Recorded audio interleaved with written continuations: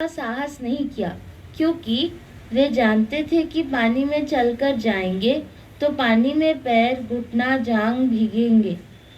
तैर कर जाएंगे तो पूरे शरीर, कपड़े भीगने निश्चित हैं। और मौत के मुंह में पड़े हम फेल हो जाने की अपेक्षा ड्रॉप ही ले जावे, यह बहुत बुद्धिमानता होगी। एक शिष्य उस पार जाकर आ गया, गुरु के चरणों में प्रणाम किया, जबकि उसका पूरा शरीर भीगा था, सर से, कपड़ों से पानी झर रहा था। इसने अपने को पूर्ण देह भाव से मुक्त एवं आत्मभाव से संयुक्त कर लिया था। वह जानता था कि जल मुझ आत्मा को छू नहीं सकता। वह उत्तीर्ण हो गया।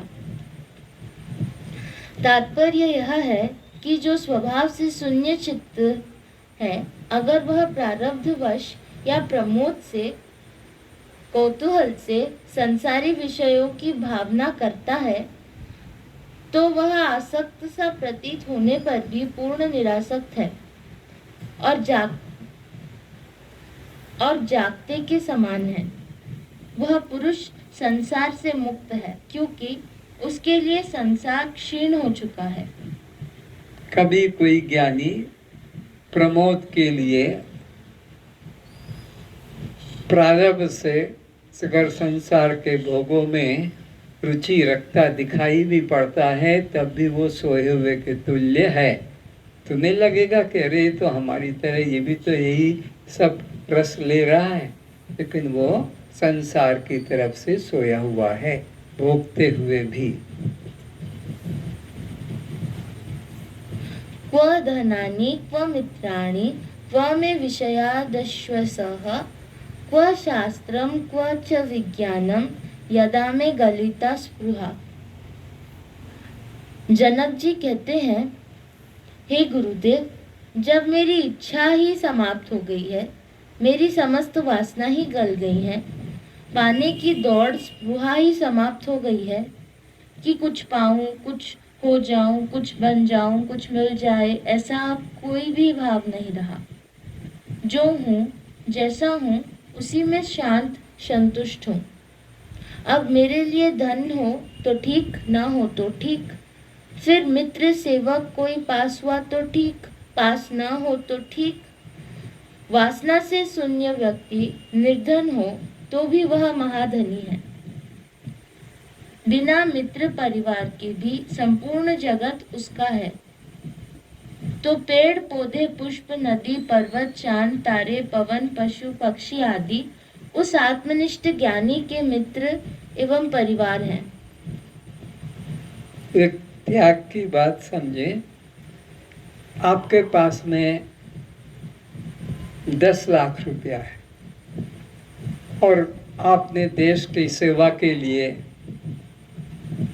कि भाई दुखी हैं, बीमार हैं, उनके खाने के लिए, कि कोरोना चल रहा है तो दान वगैरह करने के लिए, तो 10 लाख रुपए में से आपने 1 लाख रुपया अगर दे दिया, और आप ही के घर में एक नौकर भी है, उसने देखा कि सब दे रहे हैं तो फिर मैं भी कुछ सहयोग करूं, पर उसके पास जेब में कुल 10 रुपया था, उसने 10 रुपया दे दिया, तो वो जो 1 लाख रुपया दिया उसका इतना पुण्य नहीं बनेगा जितना कि 10 रुपया था और 10 के 10 ही दे दिए। तो इतना बड़ा त्याग है। उसने तो 10 लाख में से 1 लाख दिया, 9 लाख बचा के रखे हैं, और इसके पास 10 रुपया था और 10 के 10 रुपया दे दिया।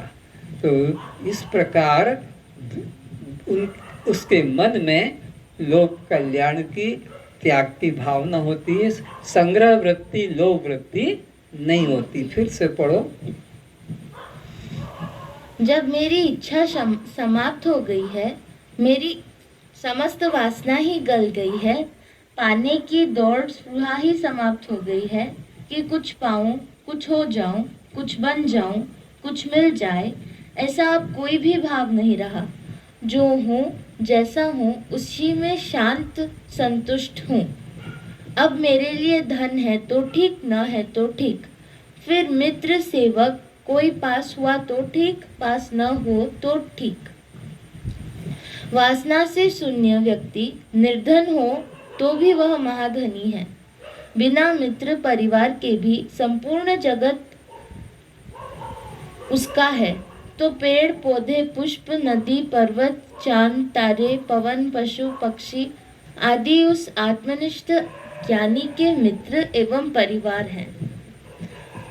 वो उन जड़ वस्तुओं से भी वैसा ही व्यवहार करता है जैसा चैतन्य के साथ होता है, चाहे वो वृक्ष हो कि चाहे वो कोई प्रकार की तुम्हारे घर की सामग्री हो। झाड़ू को भी रखेगा तो प्यार से रखेगा। आप लोग तो झाड़ू निकालते निकालते अपने पैर से उसको कुचल के नीचे के पैर पत्तल ही साफ करते जाते हैं। झाड़ू भी लगाते जाते हैं और झाड़ू को वो ऐसे रगड़ते हैं अपनी लात से। लोग प्रणाम करते हैं, उसको भी लक्ष्मी का रूप जानते हैं। तो पेड़ पौधों को भी प्रणाम करते हैं।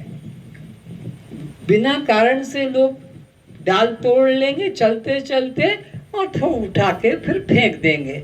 बिना उपयोग के पत्ते तोड़े और फेंक देते हैं। वो डाल पत्ते कोई को भी नष्ट नहीं करता है। सब में एक चेतन को देखता है, अणु अणु में, कण कण में देखता है। क्योंकि सिया राममय सब जग जानी। पूरा जगत चेतन नहीं, जड़ भी जगत में सब आ गया। जड़ भी है, चेतन भी है। जड़ चेतन जग जीव जत सकल राममय जान। जड़ और चेतन जो भी दिखाई पड़ रहा, वो पहाड़ हो, पत्थर हो, नदी हो, इस भूमि हो, मकान हो, कि तुम्हारी भारत में तो इतना भी है कि वो जो कपड़ा मापने का यार्ड गज होता है, उसको भी रक्षाबंधन के दिन रक्षा बांधते हैं। कलम जिससे वो लिखते हैं व्यापारी लोग, उसको भी पंडित आता है, उसको राखी बांध देता है। इंक को भी, तराजू को भी, और भी तुम्हारी मोटर गाड़ी जो भी है, सबको वो पूजा करते हैं। इन्हें ब्रह्मता इतनी व्यापकता है कि चेतन ही नहीं, जड़ को भी ब्रह्म मानते हैं। वो तो संसार में धन प्राप्ति के उद्देश्य से उन सब की पूजा करते हैं, लेकिन पूजा तो श्रेष्ठ की जाती है ना, उनमें भी ब्रह्म भाव है। गाड़ी चलाने वाला ड्राइवर जब चलेगा तो वो भी उसको प्रणाम करता है, गाड़ी को भी प्रणाम कर के और फिर गाड़ी चलाता है। तो यहाँ एक चेतन के अलावा दूसरा कुछ भी नहीं है। यह बात प्रकट होती है यहाँ के लोगों की ब्रह्मनिष्ठा कितनी व्यापक है कि जड़ वस्तुओं में भी ब्रह्म देखते हैं। एक बार तुलसीदास जी अपने मित्रों के साथ में, जन्माष्टमी का दिन था कि चलो दर्शन करके आते हैं, तो तुलसीदास जी चले गए। सब लोगों ने वहाँ जाकर प्रणाम पूजा की, पर तुलसीदास ने प्रणाम नहीं किया। तो उन मित्रों ने कहा, क्यों भाई, तुम नास्तिक हो गए हो क्या, जो तुमने प्रणाम नहीं किया? तो तुलसीदास जी कहते हैं कि देखो, मैं राम का अनन्य भक्त हूँ, मैं राम के अलावा और किसी को प्रणाम अनन्याश्चिंत्यन्तो माम ये जना पर्युपास्ते, ऐसा सिद्धांत है। केवल एक को और दूसरे को नहीं मानता हूँ। मैं तब मानूं जब इनके हाथ में मुरली हो, पर इनके हाथ में तो धनुष है। तुलसी मस्तक तव नवे धनुष बाण लो हाथ में, तो तब मैं प्रणाम करूंगा। यही तुलसीदास जी को जब विवेक जगा, सदगुरु के द्वारा ज्ञान हुआ कि यहाँ एक राम के अलावा दूसरा सिया राम मैं सब जग जानी और करहूं प्रणाम, ये बात तब आई। तो अब प्रणाम पहले नहीं किया क्योंकि उनके हाथ में वो मुरली है, मुरली वाले को प्रणाम नहीं करेंगे, नहीं तो उनकी अखंड भक्ति नहीं होगी। आकाश में मत देखो। तो इस तरह से फिर इन्होंने अपने अज्ञानता को कबूल किया कि मेरा मन क्यों ऐसा हुआ कि उनके हाथ में मुरली थी और मैं किसको देख रहा हूँ? धनुष को। धनुष, तो ये मेरे मन में द्वंद्व पैदा हुआ है। तो ये जड़ और चेतन को अलग करके फिर सिद्धांत क्या बनाया? जड़ चेतन जग जीव जत, जितना भी यह संसार है जड़ और चेतन सकल राममय। अब मुरली वाले की झंझट खत्म। अब सबके तरफ प्रणाम करहूं प्रणाम, जोरी जुग पानी। सब में राम दिखने लगे और सबको प्रणाम करने लगे। पहले तो मुरली वाले को नहीं करते थे, त्रिशूल वाले को नहीं करते थे, चार भुजा वाले को नहीं करते थे, बाघ पर बैठी वाली को नहीं करते थे, वो लंबी सूंड वाला पेट वाले को नहीं करते थे, क्योंकि वो तो अपना एक ही इष्ट था। अब तो वो सब के अंदर अब उनका भेदभाव खत्म हो गया।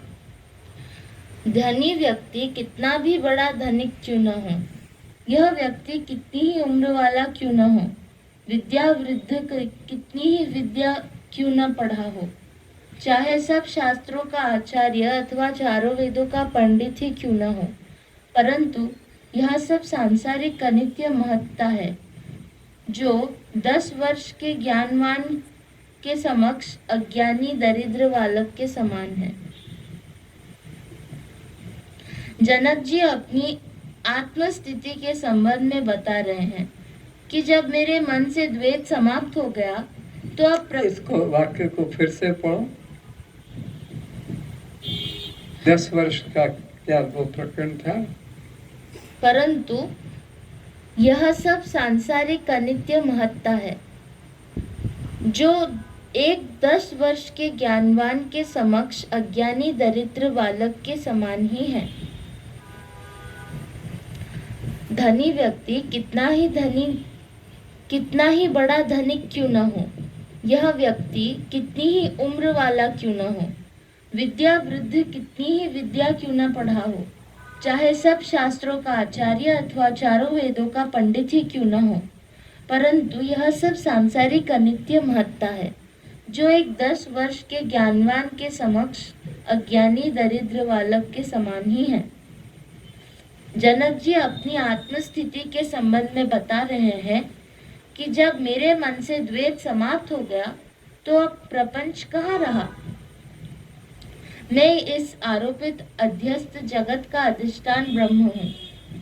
अधिष्ठान पदार्थ अपने पर आरोपित अध्यस्त कल्पित पदार्थ की इच्छा कभी नहीं करता।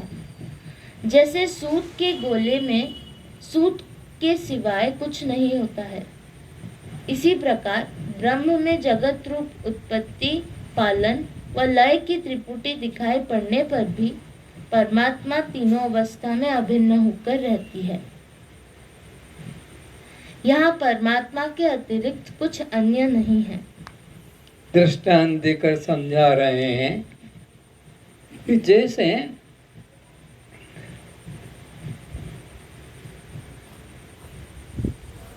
कपड़ों की गठरी में तुम्हारे घर धोबी आया, तुमने कपड़े इसको दे दिए, सब ले जाओ सब, तो वो गठरी उठाकर चला, तो कपड़े कहाँ हैं? गठरी में।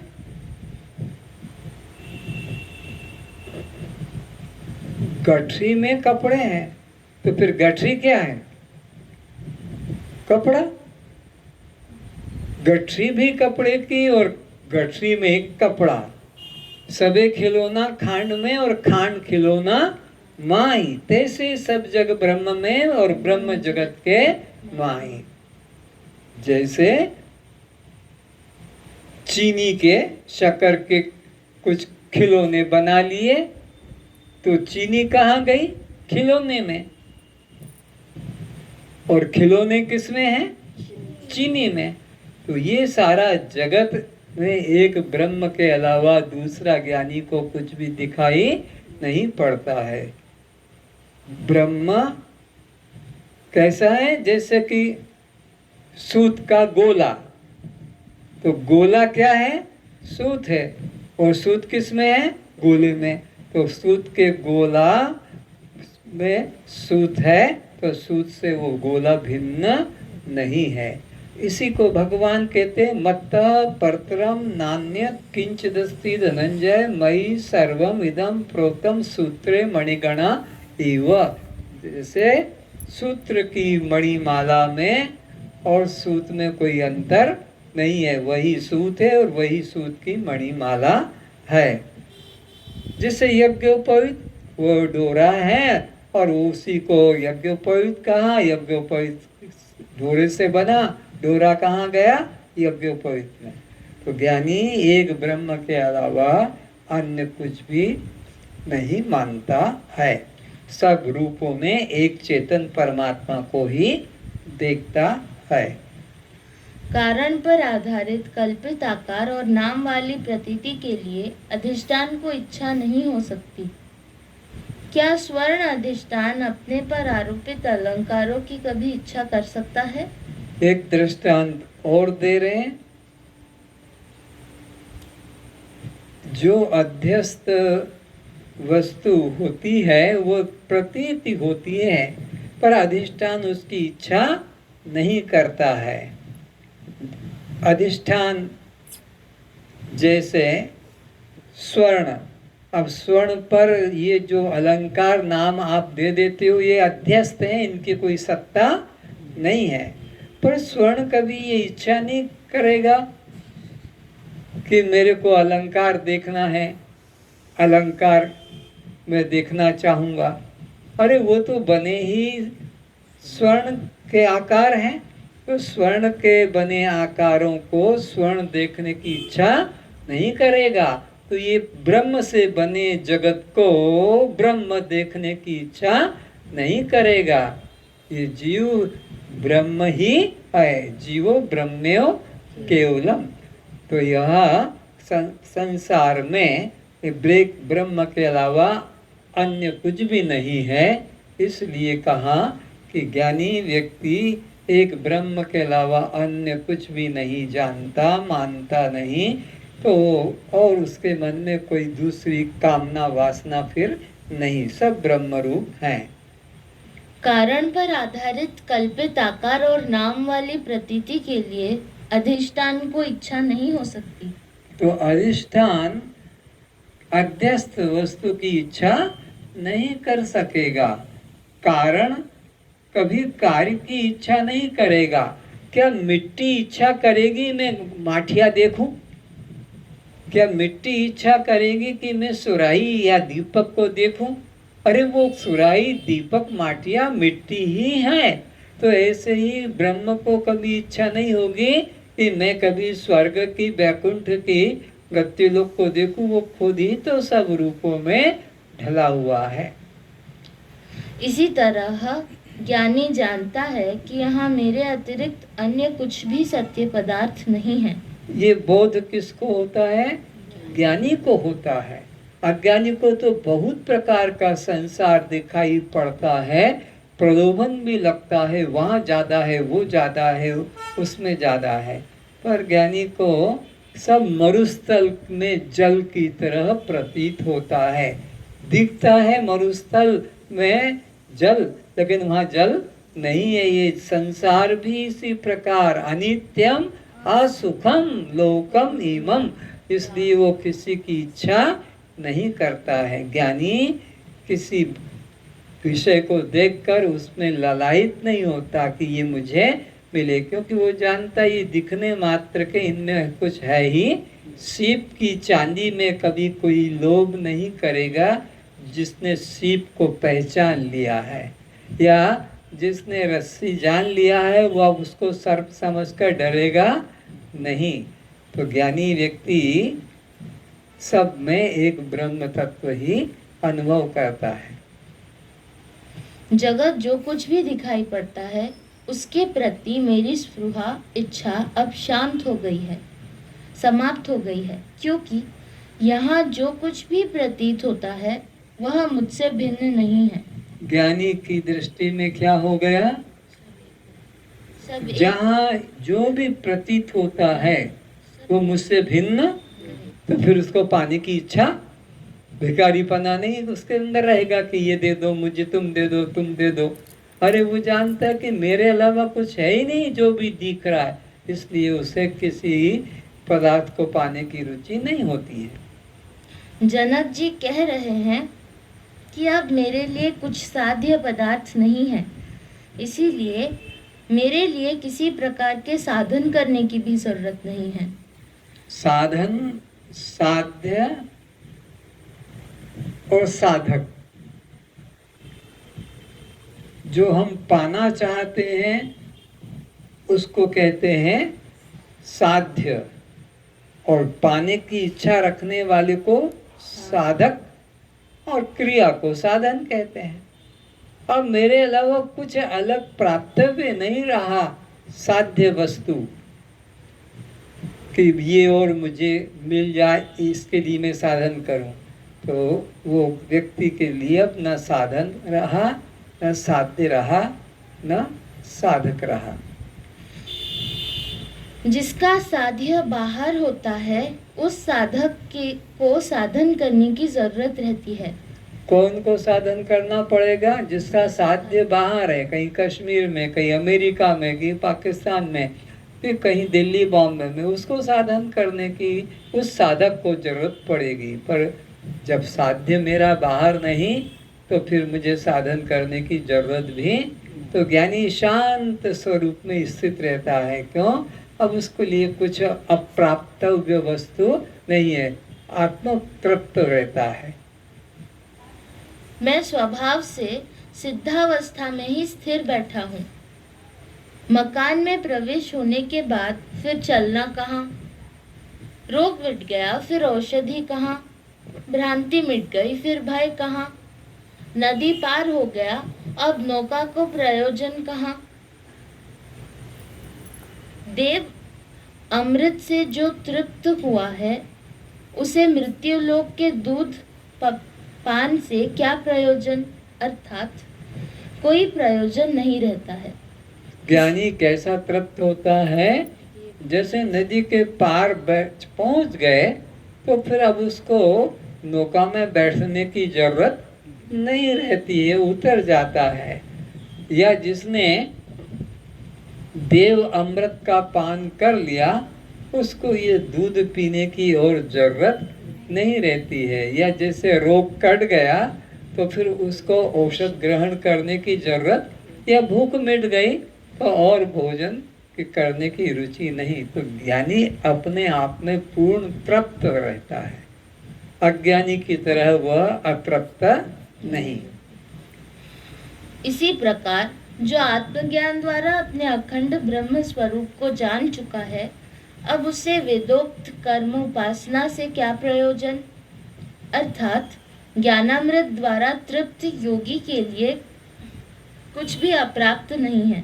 जैसे गांवों के अंदर पानी की पूर्ति के लिए अलग अलग जाना पड़ता है, इस पानी के द्वारा दाल भात नहीं पकते हैं, बहुत टाइम लगता है।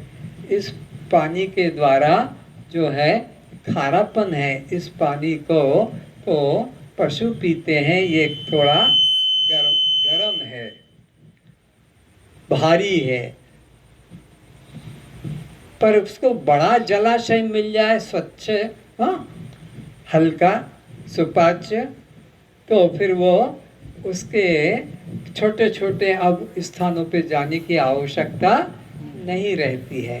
तो ऐसे ही जिसको ब्रह्मानंद की अनुभूति हो जाती है, आत्मा का अनुभव हो जाता है, अब उसके लिए इधर उधर भटकने की, उसको पाने की रुचि नहीं होती है। जब अखंड असंग आत्मा का अहम रूप से, मैं रूप से ज्ञान कर लिया, तब तत्क्षण ही द्वैत का पूर्ण अभाव हो गया। जब द्वैत का पूर्ण अभाव एकत्व दर्शन से हो गया तो फिर शोक मोह का कारण कहाँ? अर्थात सर्वत्र एक अखंड ब्रह्म सत्ता को मैं रूप से जान लिया, तब द्वैत के अभाव में किसी से किसी को मोह हो एवं किसी के लिए कौन शोक करे। ज्ञानी जब एक ब्रह्म को सर्व रूप में अनुभव कर लेता है, उसके लिए द्वैत भाव खत्म हो गया। अब फिर किसको तो वो ग्रहण करे और किसका त्याग करे, किसमें तो वो राग करे और किसमें द्वेष करे, किससे मित्रता बढ़ाए और किससे शत्रुता करे। अब उसके अंदर से ये द्वंद्व खत्म हो गया, क्योंकि सब में एक चेतन तत्व का अनुभव हो गया। अर्थात आत्मज्ञान होने पर ज्ञानी का शोक, मोह, स्पृहा, आकांक्षा, क्रोध, वासना समाप्त हो जाता है। कभी कभी तुमको भी लगता होगा ये वही व्यक्ति है क्या? पहले तो बात बात पे क्रोध करता था, बात बात पे चिल्लाता था, कुत्ते की तरह भौंकता था छोटी छोटी बातों के लिए। अब इसको कुछ भी असर नहीं होता है, हम इसको कितना कुछ भी कहते हैं, ये वही है। ऑफिस में, घर में उसको सब देख के आश्चर्य होते, क्यों कि अब उसने अपने से द्वैत भाव मिटा दिया। सब में अपने आप को इधर से निकाला और मैं की गोली मारी, इधर से निकाला और मैं, सब मैं। तो अब मैं को क्या मारेगा कि मैं को कोई गाली देगा कि मैं का अपमान करेगा। अपमान तो तब करे, गाली तो तब दे, मारे तो तब, चोरी तो तब जब मैं से कुछ अन्य हो। पर ज्ञानी के लिए मैं से कुछ अन्य नहीं, इसलिए ज्ञानी पूर्ण शांत हो जाता है। जनक जी कहते हैं, पूर्णता का बोध होने से अब मेरे मन में द्वैत के अभाव में किसी प्रकार की वासना नहीं है। साधन करके जो मुझे प्राप्त करना था वह आत्म साक्षात्कार तो मुझे बिना साधन, बिना कष्ट, बिना प्रतीक्षा के आप गुरु कृपा से मिल ही गया। अब साध्य मुझसे भिन्न नहीं, तब साध्य के अभाव में साधन कहाँ, किस लिए साधन करूं? अज्ञान में ही मन दौड़ रहा था कि मुझे परमात्मा से मिलना है, मुझे तीर्थ यात्रा करना है, मुझे कुंडलिनी जागृत करना है, मुझे ध्यान समाधि सीखना है। अब मुझे अपने स्वरूप का बोध हो जाने से पाने की सब भ्रांति दूर हो गई है। अब मैं अपने आप में पूर्ण संतुष्ट, शांत हूँ। अष्टावक्र जी को जनक जी अपना अनुभव प्रकट करते हैं कि अब मेरे मन में कुछ भी साधन करने की नहीं, पहले तो ये करना है, वो करना है, यहाँ जाना, वहाँ जाना है, योग सीखना है, कुंडलिनी जागृत करना है, चक्र भेदन करना है, प्राणों को ब्रह्मरंध्र में चढ़ाना है। अब मैंने अपने आप में पूर्णता का अनुभव कर लिया, इसलिए अब मुझे कोई साधन करने की आवश्यकता नहीं रहती है। इन्हीं साधनों को फिर बता दो, बात खत्म। अज्ञान में ही मन दौड़ रहा था कि मुझे परमात्मा से मिलना है, मुझे तीर्थ यात्रा करनी है, मुझे कुंडलिनी जागृत करना है, मुझे ध्यान समाधि सीखना है। अब मुझे अपने स्वरूप का बोध हो जाने से पाने की सब भ्रांतियां दूर हो गई हैं। जब तक अपने आत्म स्वरूप का बोध नहीं होता है, तब तक व्यक्ति को अपने में संतोष नहीं होता है। आत्मज्ञान का बोध हो जाने पर ही आत्म तत्व हो जाता है, फिर कुछ और पाने की रुचि नहीं रहती है। मैं अब अपने आप में पूर्ण संतुष्ट और शांत हूँ। बस। सर्वेषां स्वस्तिर्भवतु, सर्वेषां मंगलं भवतु, सर्वेषां आनंद भवतु, सर्वेषां पूर्णं भवतु, सर्वेषां मंगलं भवतु। श्रोताओं के रूप में सभी दिव्य पुण्यात्माओं के चरणों में प्रणाम। आप लोगों ने आज का विषय ध्यान से सुना होगा तो बहुत कुछ आपको हल्कापन लगेगा, आराम लगेगा, क्योंकि जनक जी आप ही के अंदर से बोल रहे हैं कि जब ब्रह्म ज्ञान हो जाता है तब फिर उसके सब संसार की वासनाएं चाह खत्म हो जाती है। तो आप भी उसी तत्व को श्रवण कर रहे हैं, उसी अमृत का पान कर रहे हैं, तो दिन प्रतिदिन आपके अंदर भी एक एक वासना का कम होना जरूरी है, होना ही चाहिए। और हो भी रही होगी, ये तो आप ही बता सकते हैं कि पहले में और अब में आपके जीवन में क्या अंतर पड़ रहा है। पहले कैसा आपका जीवन था, लोभमय, काममय, क्रोधमय, मोहमय। अब आपके जीवन में लोभ, काम, क्रोध कितना है। ओम शांति शांति।